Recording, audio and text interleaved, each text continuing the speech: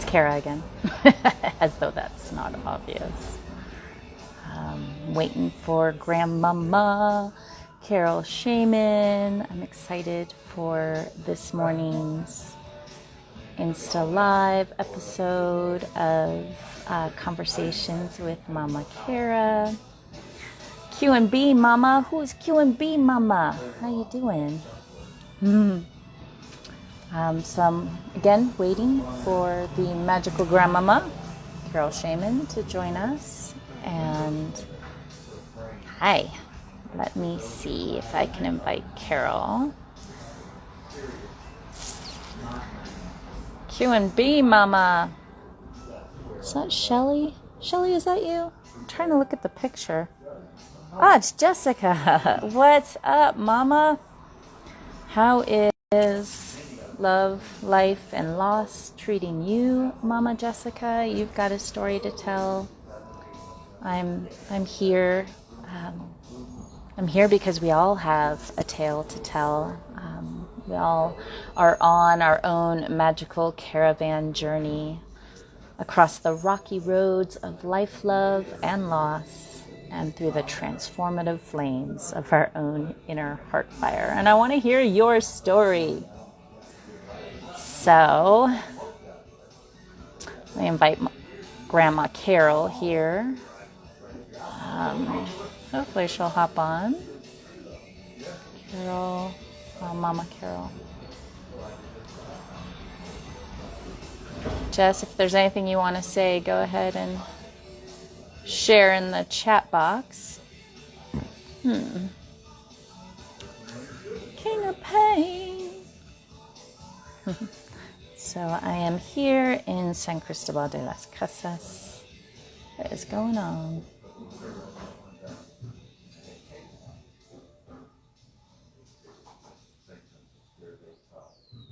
I'm just waiting for Carol, everyone. Thank you for your patience with me. Hi, Sela.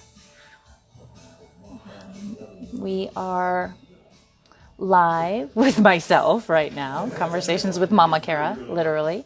And you, so those of you who are joining us, if there's anything you want to talk about or hear about, today's episode is with Grandma, Mama.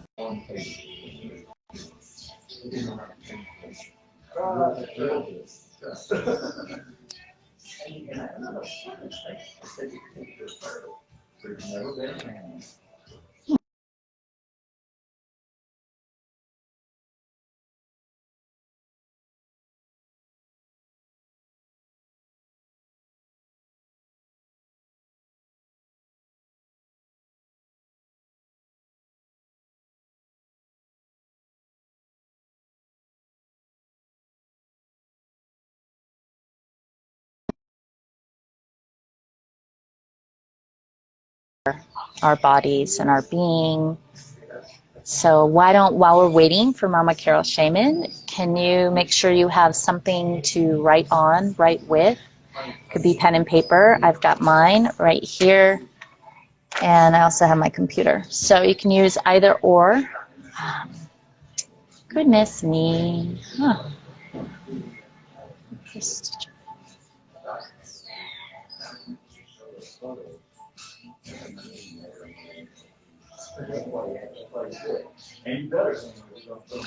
So grab your pens and papers. We're taking a few minutes here to find out where Carol is.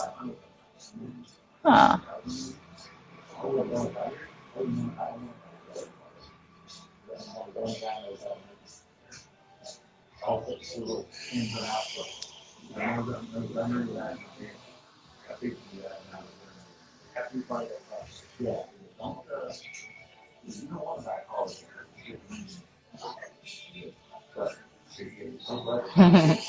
Okay, so you accidentally said you wanted to hop on.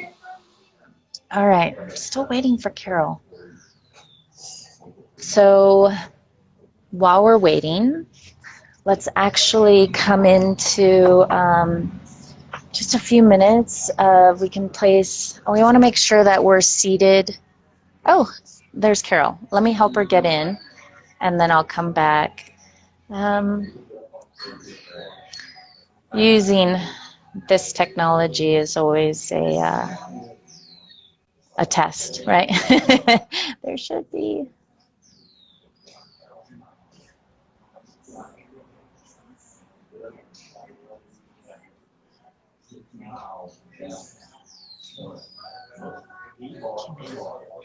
So if you just want to sit quietly, close your eyes, maybe hold your heart, your womb space, make sure your feet are in connection with the earth. Just take some nice deep breaths in and out.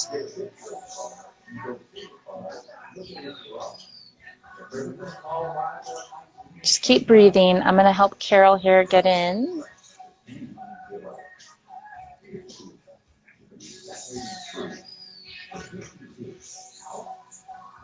All right.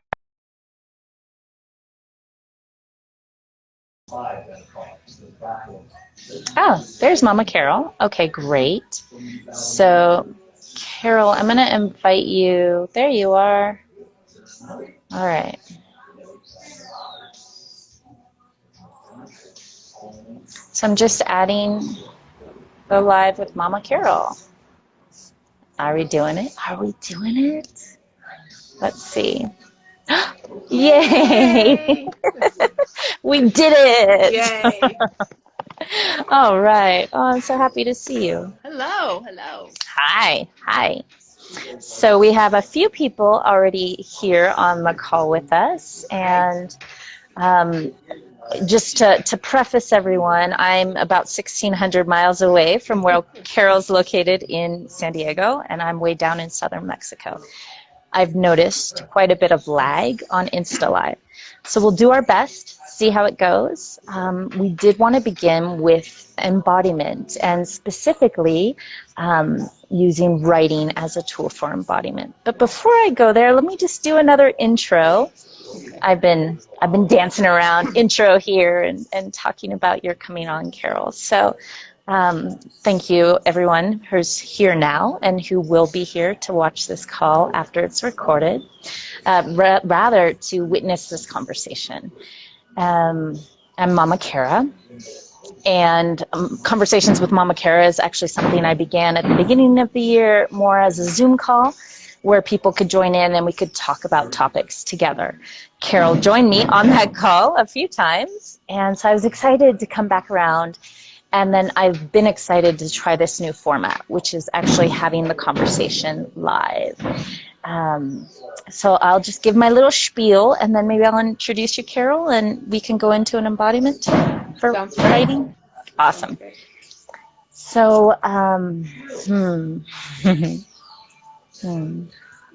every woman has a tale to tell, a magical caravan journey across the rocky roads of life, love, and loss, and through the transformative flames of her own inner heart fire. And I'm so excited to chat with Carol Shaman today about her life journey with motherhood and being ready to retire from a 35-year career in the talent agency, with the talent agency and in the field. And then also I wanted to talk about being a daughter to your mother. For me, motherhood is, and being a mother, it's our most primal relationship of our lives. And it has profound effects on who we become, patterns, habits of being. As well, there's a global ways in which women and mothers are treated that affect who we are, who we become. We've inherited a way of being that's been conditioned in lots of ways. So that's why we're here, having these conversations to unpeel some of that conditioning, and we're all on this journey ultimately to get back to the heart, the heart of what's real and what's true, and that love with a capital L, the love of what's highest and best for all, and not just our individual selves and lives. So thank you again, Carol, for being here. And do you want to share anything before we do an embodiment tool? I just or want to writing thank someone? you for inviting me. It feels really good. I have a lot to talk about, so it feels really good. Thank you for inviting me. Awesome. So, Great. So Carol and I are both writers. That's something we share in common. And for me personally, and my healing journey as being a human, of being a human, writing since I was a girl has helped me to digest the world around me, reflect on, what's happening in my inner world, in my immediate world of my family of origin, and then in the wider world. So for over 30 years, I've turned to writing to actively help and heal myself, to retain my connection to my spirit and my soul. And I'm really excited to begin with a tool, a writing tool, to help us better connect to our embodiment, to our hearts and ourselves and our beings. So Carol had some ideas. Take it away. I did. I'm gonna read you a special poem, but I'll give you some background on the poem first. I've written since I was 9 years old, and it was just my thing, and journaled. And I'm really happy to kind of go full circle and get back into writing, which has been something from the beginning for me. Um, when my daughter was in high school, she took a writing class, and she invited me into her room one night after dinner, which was very different for us because we have this terrible habit of having dinner together and then everybody separating and going into their own spaces. And she said, "Mom, come into my room. I want to write poetry. I have this prompt from my teacher." And I said, "Okay." And the prompt was a great prompt that I've used a lot. And if you don't know the poet Sandra Cisneros, look her up. She's fantastic. And there's a wonderful, wonderful poem that she wrote. It's called You Bring Out the Mexican in Me. It's a great poem. So anyway, I sat in her room, and this poem that I wrote came out like just exactly how I wrote it. Just boom, boom came out. It's one of my favorite poems, and I've used the prompt a lot. You can do you bring out the anything in me, and it's really good. But this one is about my daughter, and it's called You Bring Out the Moon in Me. And it says, "You bring out the moon in me. You bring out the moon in me, my first real baby, to make it in the midst of all my doubt about myself, my great power.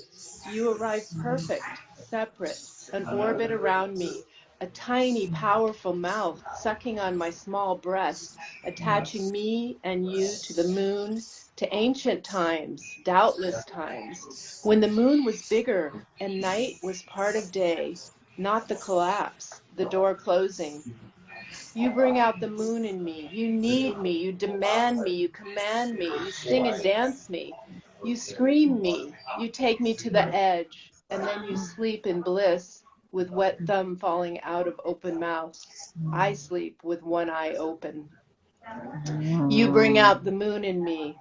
The wonder, the secrets, the knowing, the showing, the tears and the trying, the lostness, the Cinderella romance, you standing so tall and spewing the truth, you cutting your hair, you walking away, you afraid of night, fearing the moon you have brought. You bring out the moon in me. We cycle together. I dream that your tiny nose has become like mine, my daughter, my sister, my mother, my opposite, my eclipse. You bring the moon to me. We hold it together. You set it on the table between us, and we eat it. We dance fearless steps, following the tide. We hold the moon in our bellies and smile the smile of women. You, me, and the moon, an eternity of firsts, of sadness, of love between us. So Wow. Give you some big fingers for that. it's Oh, that yeah. was, wow. Go ahead. Yeah, it's just become a favorite poem, and my Mm, daughter has actually written poems referencing some of that, so it's become like a family poem. And mm, anyway, if any of your listeners want to try You Bringing Out Something in Me, it's a really wonderful prompt. I really like it. So the prompt is you bring out and you can insert anything. You bring out the moon in me is Anything. what, uh-huh. And Sandra's poem is called what again? You bring You out the bring out Mexican in me. the Mexican in me, and I'm Lovely in poem. Mexico. Lovely poem. Yeah. And Yeah. Sandra It's great. Cisneros is a wonderful author as well. I believe she wrote The House on Mango Street as well, Right. and she's got a Correct. number of titles. So I highly Yeah. recommend her work, Yeah. period.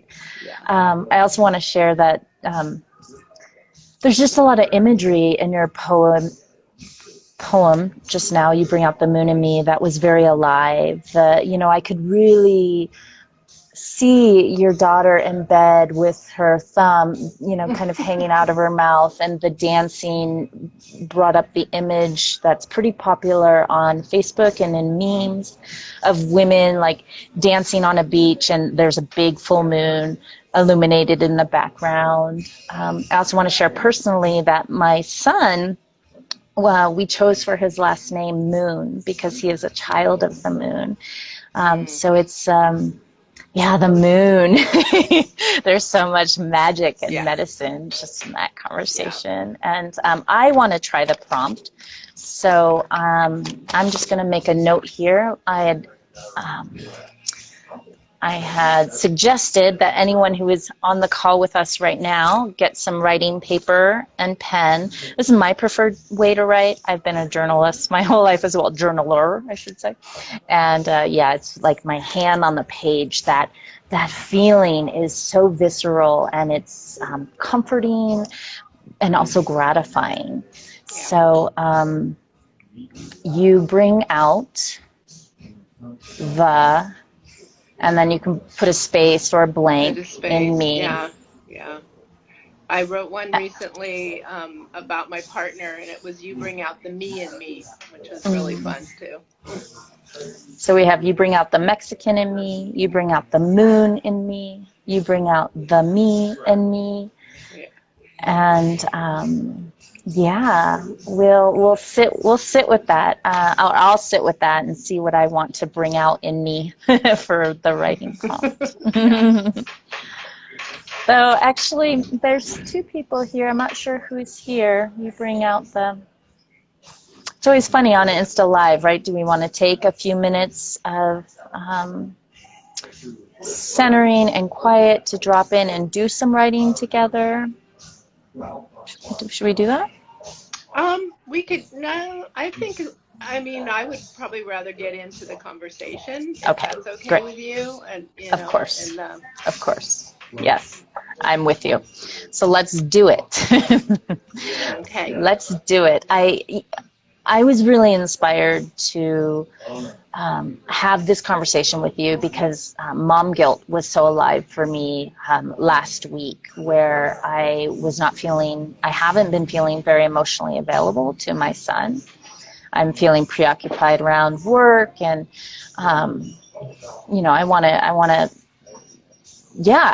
I'm wanting to do something in the world, and that requires some focused energy and effort and balancing having a little person with me. He's in camp right now, so he is getting his needs met during the day. But when he comes home, I'm noticing that I don't have much bandwidth to be very emotionally available to him or even to want to play with him right now. And I was experiencing a lot of guilt about it. So for some reason, and you mentioned you can relate and you're experiencing some grandma Yeah. guilt. So, so I thought that would be a great place Yeah. to jump into our conversation. Okay. Well, I've been thinking a lot about it since you brought it up. And what comes up most important to me is everyone is so different. Everybody's mothering is different. Everybody's needs are different. And so it's really tricky to prescribe like, oh, I did it this way and this is how everybody should do it, because there is no right way to do it. We are so influenced culturally. I mean, I'm just turned 65, so I was born in the late yeah, I know. I was born in the late 50s. So I grew up with a mom that was home 24/7. And even though I was working since I've been 15, I had both pictures, and it was really hard for me to go, I wanted to be everything to my kids and I wanted to work. And so I experienced work and mom guilt constantly. If I was at work, I'd experience mom guilt. And if I was at home, I had experienced work guilt because they were both my babies. I was a person who really needed to have both. Um, are you there? Because it kind of, Yeah, okay. I'm here. Okay. I needed to have both. And it was really hard. So I don't want to say this is how I did it. It worked, but it was because it was very, very difficult, but it was my path and what I needed to do. Um, and the other part of it is also sometimes to relieve the guilt, you have to say, well, what do I want to teach my children? Do I want to teach my children that I do, I'm a martyr and I do everything for them even though I don't want to? Or do I want to teach my children that I'm going to really try to be a good mom and I'm going to do what's inside my soul to make myself feel good? And so that helps a little bit with massaging the guilt. That's a great point. We've inherited thousands of years and maybe even culturally hundreds of years of conditioning in which we as women, the unspoken ideas around motherhood specifically, are that we prioritize ourselves last and we put our men and our children ahead of us. And it's very unconscious. I found myself in that pattern when we were living in Southern California, and I felt like I had a really big list of to-dos and all the tasks, everything I needed to get done to provide for my family, domestic duties and the laundry and the cleaning and it just went on, and I was at the very bottom, and so I wasn't writing much, and I wasn't able at that time to really find the balance of like, how do I integrate my song and dance into my everyday life of parenthood? Right. Every once in a while I could, but the day to day. And that was a big part of why I felt the need to flee and find this new me where I am tending to my needs and I want to prioritize myself and these desires, these passions that are so important. I want to prioritize it because I want my son to see it as a model, so he knows how to do it for himself, and so he chooses to be in relationship with others who are doing the same. Right. I think that's really important. One thing that I've learned, I had a therapist once say this phrase that I think is amazing: life is meant to work, and if it's not working, it's because of limiting decisions that we've made. And so rooting out those decisions are so important. And I remember one that I rooted out was I made this bizarre decision that I couldn't be happy unless all three of my kids were happy. Like, that was a rule. And I thought, that's the silliest decision in the world. That's not going to happen. And who knows, of course I want my children to be happy, but my happiness shouldn't rely on my child being happy, or I can't be unhappy if something's, going on, because people have their paths and there's going to be lots of times where there's ups and downs. So rooting that decision out for me was really big. Like, why did I think this? Why did I think my happiness depends on, making my children happy? So that was a big part of it for me. There's different times though. I mean, I'm watching, my daughter has a 1-year-old now, and she chose to stay home for the first year. So there's different times where sometimes it's harder than other times to tend to yourself. I mean, when you have an infant, when you have, under 4 years old child, it's, unless you have a huge community and help, it's really hard to say, well, I want to do my own thing, because you just can't. And so sometimes you have to just know that life is going to unfold and that there's going to be time. I hope everybody doesn't have to wait till they're my age to get to that time like I've done. But Yeah. But so there's a timing thing too. And I'm very confused about, I didn't grow up with community. I moved away from my family, so I had no parents, aunts, uncles, any help. My ex-husband wasn't very much help. So I really had a hard time during that time of raising my children. And I have a lot of guilt about it. And I can read another poem about that specifically. But what's interesting for me is my daughter is craving community and craving help And I like get to the grandmother guilt and like saying, I love my granddaughter. I'm going to come help you. I help her all the time. But I particularly, I'm about to retire and I didn't want a job.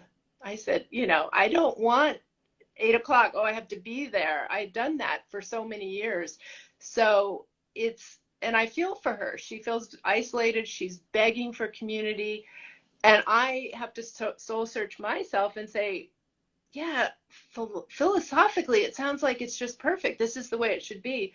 But where I've come from in my life and where I'm at my life, I have to really think and say, do I want to go live with her and be the grandmother that she wants, or do I want to kind of do my own thing? Which, if I'm really honest, I'm just itching to do my own thing for the first time in 65 years. So it's different for everybody, Yeah. maybe if I didn't have such a hard time working and raising my kids, I'd be like, oh man, I can't wait to go help raise my granddaughter. But I want to be a grandmother, and she absolutely loves me. I love her, but I don't want a job at this point. Yeah. So. And I applaud you for listening to that authentic voice that's true and real, and you get to choose. And we're not, just because we have these blood relations doesn't mean we have to do anything that we owe anyone anything, or we have to show up in a certain way. We really do get to choose. And your daughter's isolation and feelings of isolation are so real as a new mom with a young baby, I should say, if she's alone, being at home alone every day. That's a lot. I do know it's a ton. I have a friend in my community back in San Diego. When she had her son, I'm talking about Cindy, and when she had her son, she put him in the pram or whatever, however she would walk him around the neighborhood, and she just, whenever she saw another mama with a babe, she went right up to them and she was like, I need friends. And I always just really applauded her, that model, to just create what we need, to get out of our house and to not be afraid to show up and say, hey, I need a friend. I'm feeling really lost amidst this. Is that something you'd be available for? Parks are a great place to do that. And I know, with my son, I was lucky. He was relatively easy. I could put him on my back and I would, paint or do something creative that really fulfilled me. And even as a baby, after 3 months, I'd put him down to have his time for like 30 minutes. And he could occupy himself. Not all babies are that way. I have a girlfriend where her son doesn't let her. He doesn't give her that time. He needs to be held all the time in a specific way.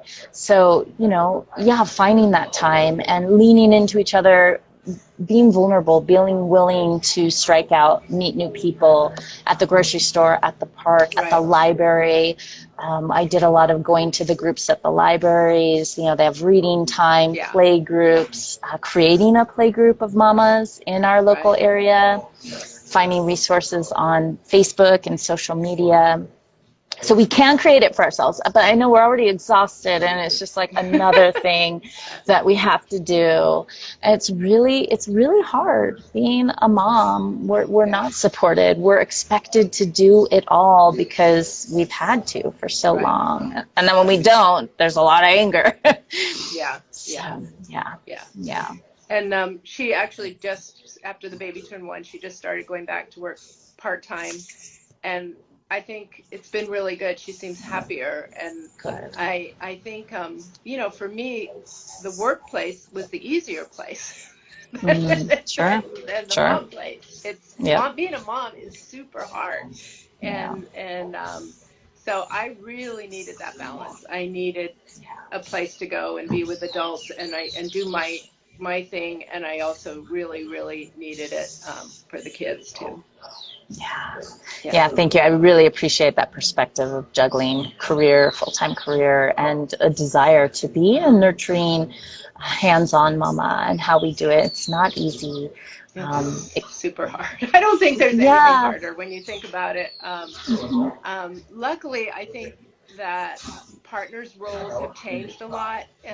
They're just expected to do way more than in my day. That when I look back at my marriage, I was like, people would say, well, make him do it. Tell him he has to do it. And I'd be like, oh, forget it. And I had learned detachment and kind of was the black belt detacher and just I'll do it. I'll do everything myself. And that was a mistake. I should have like demanded like, no, you have to do this. So Right. yeah, Yeah. Yeah. Yeah, that's a whole nother conversation, right? that I mean, it is. yeah, I Yeah. can't wait to tackle that conversation because it's necessary. And I, you know, I have to take responsibility for my own behaviors and for how I allow other Right. people to behave and to engage in the world I'm co-creating with people. And um, I'm very keenly aware of that and raising a son. Hmm. So, I maybe sometimes I'm a little too fierce about it, but yeah, he makes the bed, he sweeps the floors, he puts the shoes by the door. He has Great. his duties that he needs to do, and it's not because he's helping me. I need to write this story. Nobody's helping mom at home. We Right. need to obliterate that idea.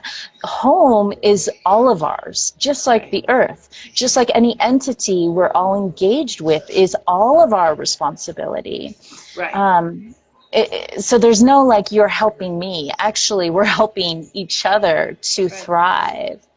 That's great. It's really great. And I wish I had you, Kara, to tell me that years ago because it would have been better. But it also had to do with my upbringing with my own parents. Totally. I Exactly. was just like, fine, I'll do it myself. Like, and that was the way I operated. And it's interesting because now I'm in a wonderful relationship and I've had to reteach myself to have help because I was just such a toughie. Like, okay, I'll just do it. I'll do it. I'll do it. And at what expense? So, Totally. Totally. yeah, And sometimes asking for help as a mom with young children, or you have to teach how to do something, yes, right? Because you yes, want it done a specific way. And we got to let go of some of that control. And yes, that's what I'm learning in this process with my son I just want him to do the job. It doesn't have to be perfect. And then I'll come back and I have to keep repeating, this is how I want you to do it. right, But the pattern of habit that I saw and I was conditioned with was the impatience. No one can do it as good as I can do it, so I'm just going to do it myself. It hmm, requires a lot of vulnerability to ask for help and a release of control. And right, the domicile can so be the place of that we as women get to really hold on to. yeah, But it yeah, requires a lot of letting go. And I mean, I only am practicing this because of all the mistakes I made. I don't believe in mistakes. It's all right, learning and trial and error, but of me taking it on and doing more than is necessary and not delegating tasks. And we had a cooperative in our backyard, and I was playing a role of like janitor, cleaning up, yeah, and supervise. I was playing all these roles and not really inviting more co-ownership. And so it became an expectation that there's somebody else there who's going to do it. And then, if I'm not there to do it, there can be two things that happens. Either the other people get a little upset or resentful, or I end up getting resentful and upset, and I'll blow things up that I've created because it's no longer really serving my highest. right, So right. trial and error with, I'm just here with my son at this place where he knows what his tasks are because I've fallen down so much on the Right. journey. Well, and that's part of it too, and that's such an important part of it is I'm the same way. I don't look at the past as mistakes. Even my marriage, I was like, yeah, that's what I did, and because of this, and this was what happened, and now I'm here, and it's such a better way of looking at things than why did I do that? It's and the older you get, then you have that vision so you can look back and it's almost like, oh, now I see, and and it makes more sense down the road.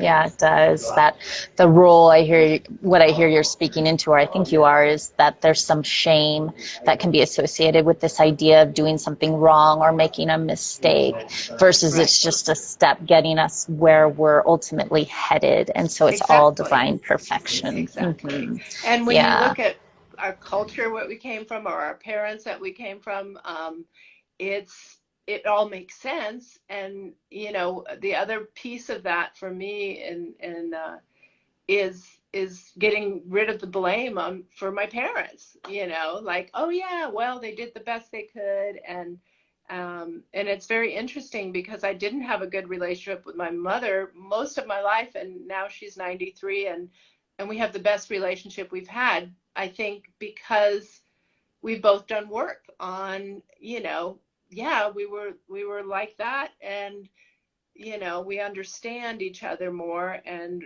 I guess there's that forgiveness, but it doesn't even feel like forgiveness is a right word, because if someone's doing something the best they can, then it really doesn't, then they weren't intending to do bad. So that's been another little piece of my life that feels like, wow, I never thought I'd have a nice relationship with my mother. Or now she's like, oh, I'm so proud of you. I'm like, you never said that all these years. Now you are, but that's okay. So Oh, that's amazing. I'm so glad you have that. And yeah. yeah, the release of blame of other people Hmm. making mistakes, doing it wrong. Right. Yeah, I relate to that in my relationship with my own parents. And even though, it's just this journey, right, of being human. And the reality is that with age and time and distance, we're able to have that hindsight, right? Yeah. Well, What are you and going to that say? that's almost, it seems to me that that's like the notification that you're evolving. Mm, When these mm. things change, it's when everything seems the same year after year, and the anger is the same, and then it's not, they're not evolving. But when you can release some of this tension and go, oh yeah, now I get it, now I know why that was, or why I was like that, and release it in yourself, forgive yourself, like, no, I didn't make a mistake by marrying the wrong person. I married the person I married, and then I learned. So Yeah, thank you. Yeah, it's been great with my releasing my parents, some psychic hold that I've held. And I was just meeting with a friend earlier, and she asked me if I'm dreaming about my partner, Bert, my late partner, who died 2.5 years ago. And I haven't been dreaming about him at all lately. I receive messages from him. I feel very spiritually connected. So I don't feel that loss of not right. having him in my dream time. But who is showing up in my dream time are my parents. And I'm dreaming Same. about them a lot. And the dreams are so healed and so healthy. Whereas in my 20s, my early 30s, there was so much emotional turbulence associated Hmm. with my parents, in my dreams specifically. Right. And so it's been so just healing. I wake up from those dreams and I'm like, yes, like I'm doing the work, Oh, My that's psyche is healing something here. that's Yeah. wonderful. That is wonderful.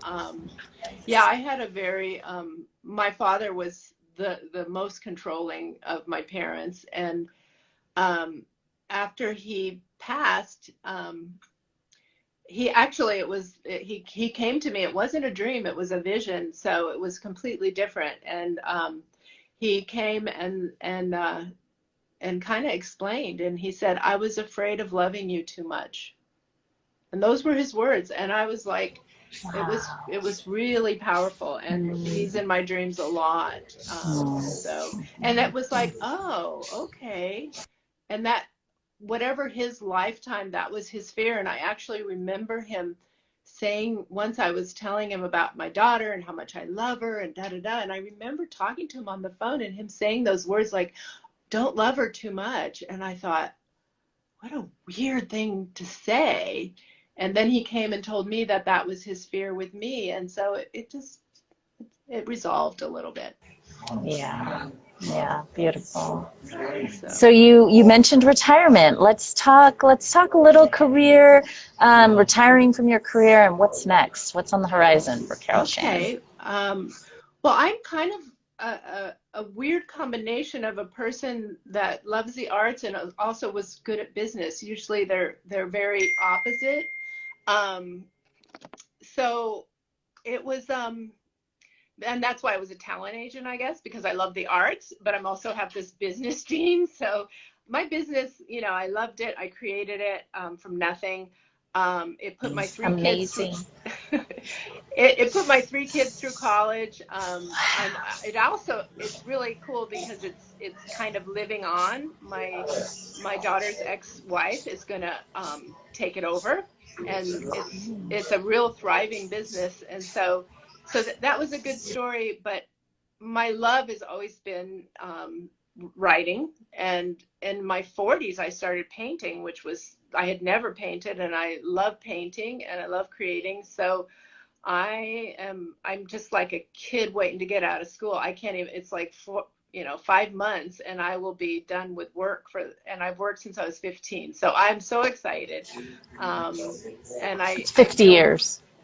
what, pardon? 50 years. Yeah, exactly. That Yeah. I've worked without Amazing.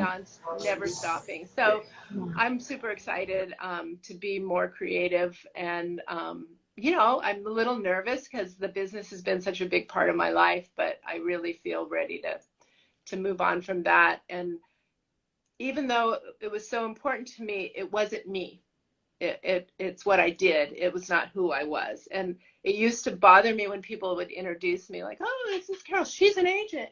Like, no, that's not who I am. I'm this other person. So I'm really excited to become exactly who I am. And yeah, so Yeah. we'll see. We'll see. I'm excited. I'm excited to witness that unfolding. Yeah, And yeah.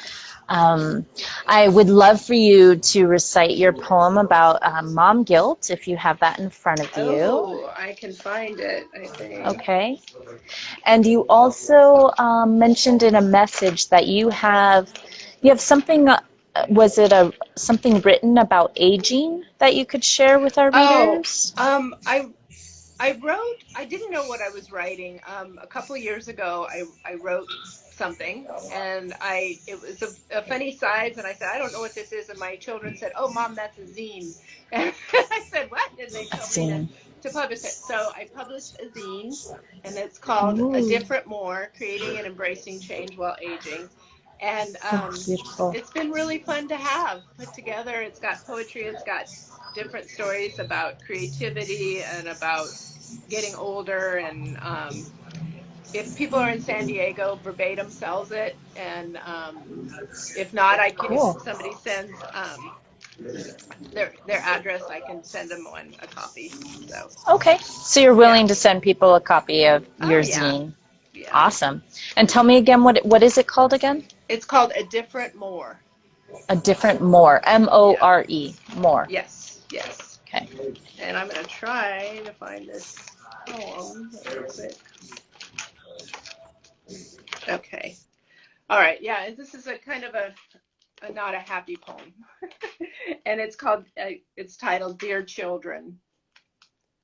Dear children, I tried in the morning serving you French toast made soft and warm with so much butter and syrup.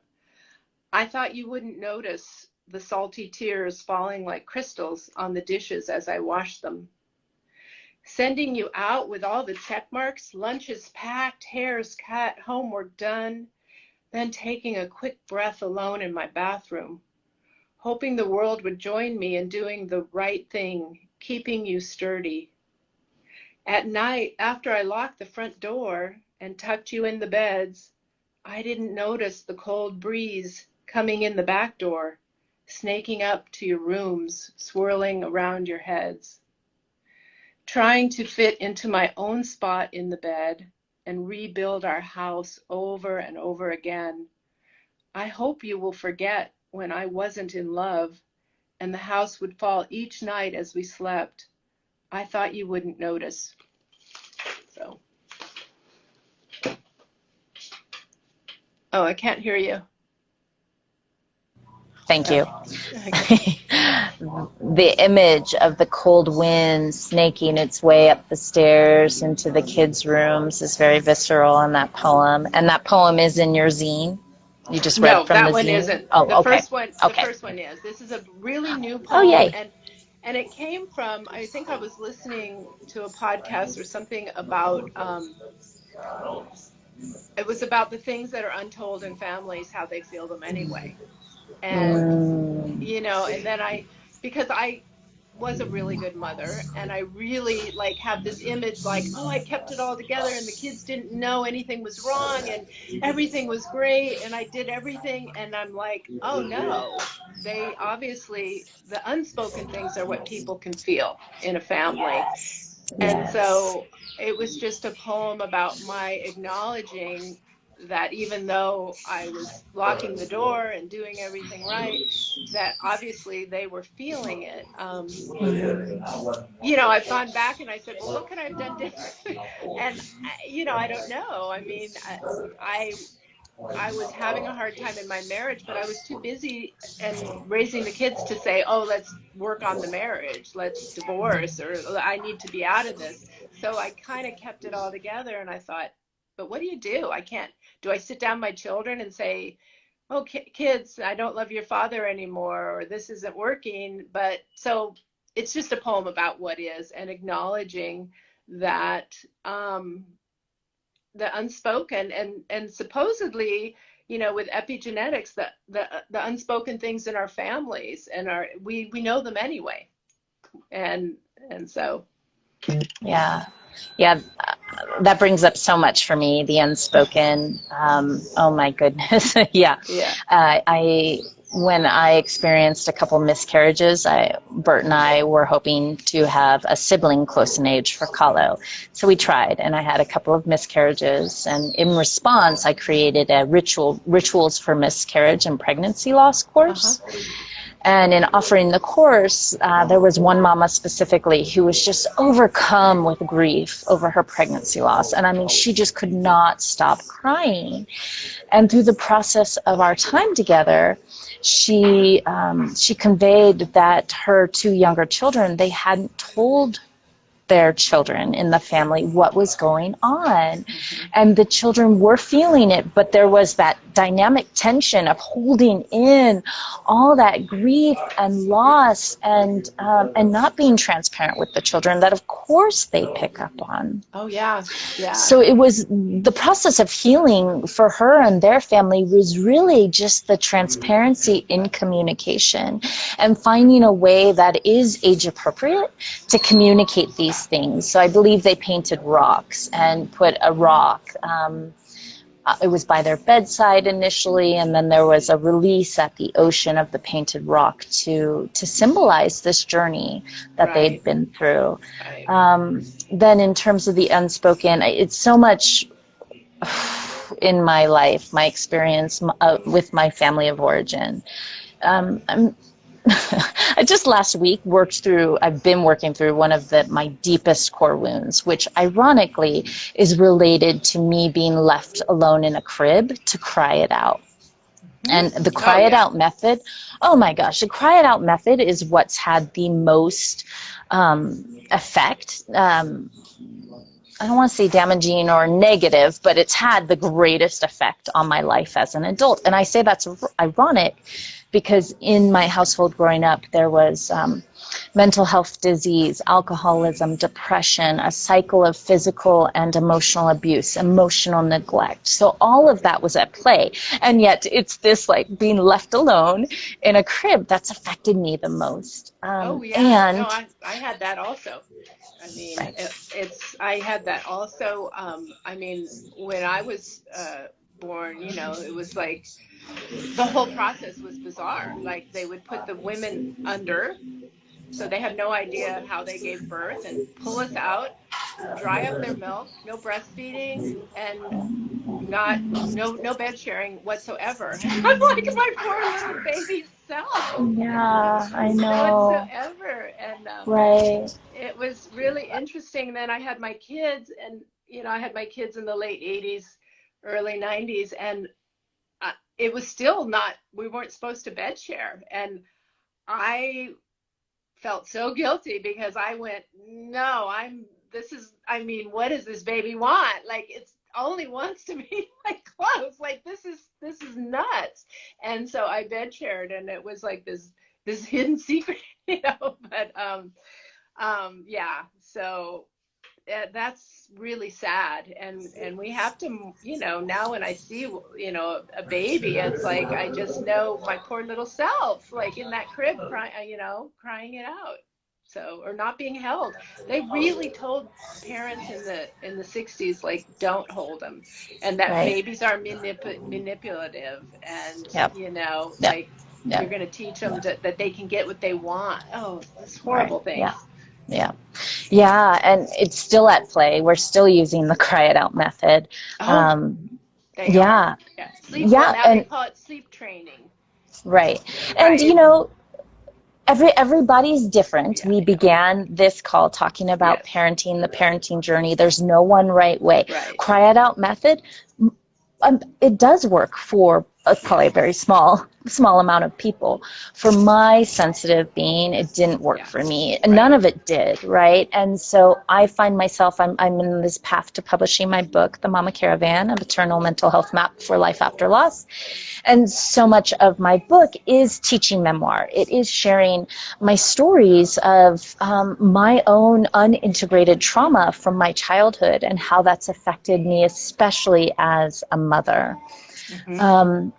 And what I find is there's a desire, right? That old, like, you don't talk, you don't tell, there's shame, you keep these stories under wraps. That is, it's a loud, unspoken agreement that we're not supposed to talk about these things. And yet I really truly believe, well, I've created all this because it wants to be seen. It wants to be held to the light and talked about. And same thing, it has to be. It has to be. I mean, that's what creates this shame. I mean, Right. if you're not supposed to tell, then any secret, it creates this shame. But if you feel like you can tell, then it's not a secret. Then you're not going to feel the shame.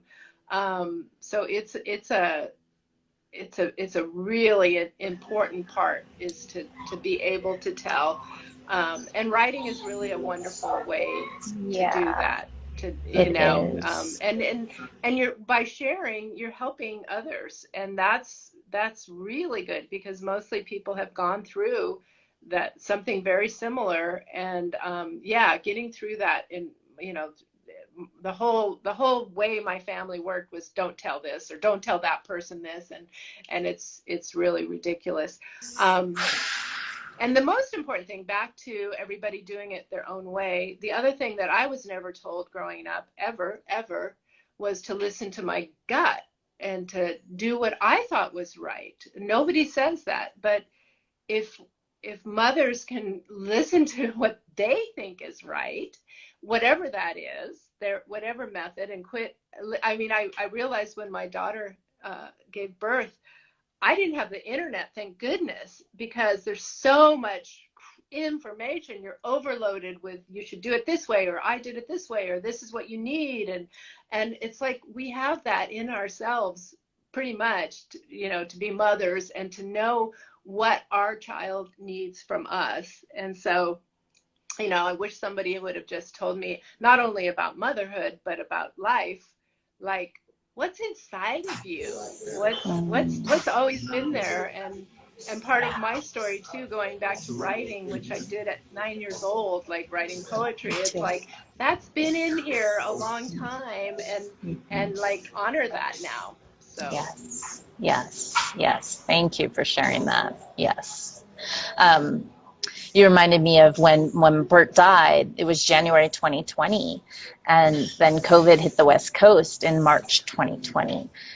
So I I've long listened to my own internal intuition and instinct. I had to survive the environment that I was growing up in. The environment I grew up in, literally my home environment, was so corrosive to my emotional body that I had to write. I journaled, I wrote poetry, I had to make art, I had to sing, and I had to dance to retain my connection to spirit because it was so not life affirming. It was destructive.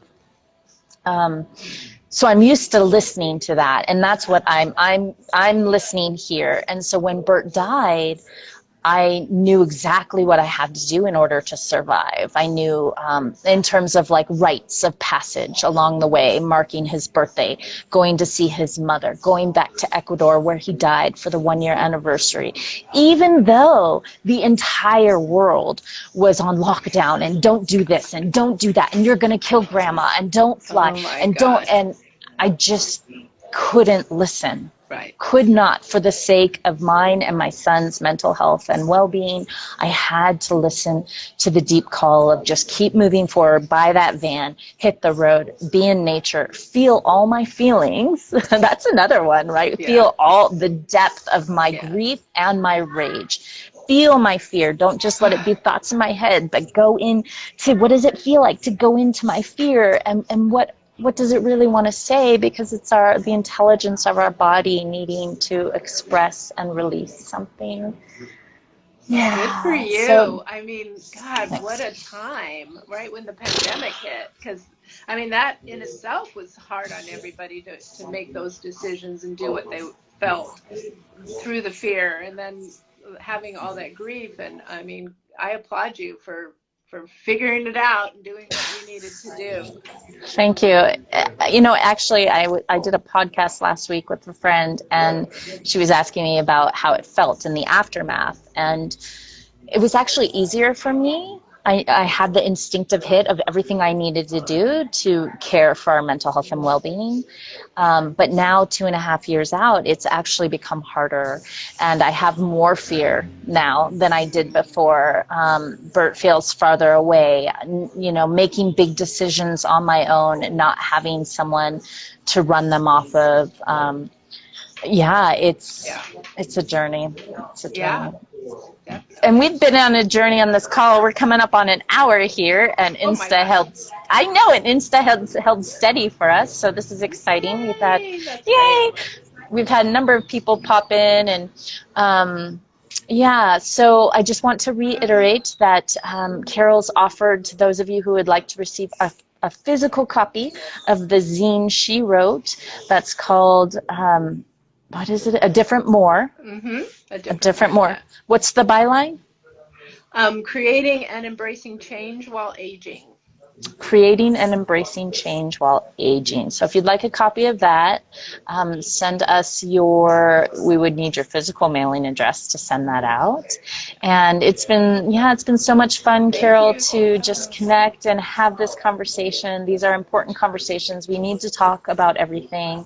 One thing I didn't get into with the Unspoken is how my son's best friend's mom took her own life almost a year ago, and how it's been very unspoken, and there's been a lot of shame, and I'm just really feeling the depth of pain around the lack of speaking, of talking about it, talking about everything that we're thinking, we're feeling with and to each other, talking about each other when it's matters of life and death, when we're talking about crises of our mental health, and the just the encouraging of the healthiest and the highest for each of us. It requires us to talk to each other, to talk about each other, to really, truly care.